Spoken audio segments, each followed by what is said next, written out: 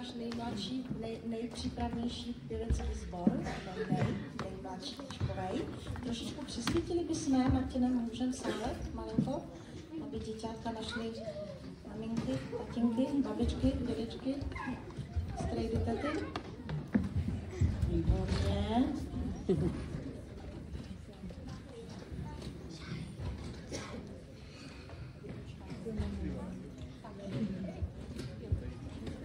Ještě 2 děti potřebujeme udat.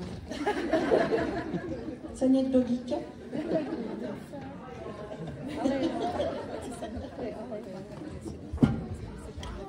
Je tam nahoře, mám. Je tam nahoře, ona je až úplně nahoře. Paní učitelko, musíte se proběhnout nahoře. No, na balkóne.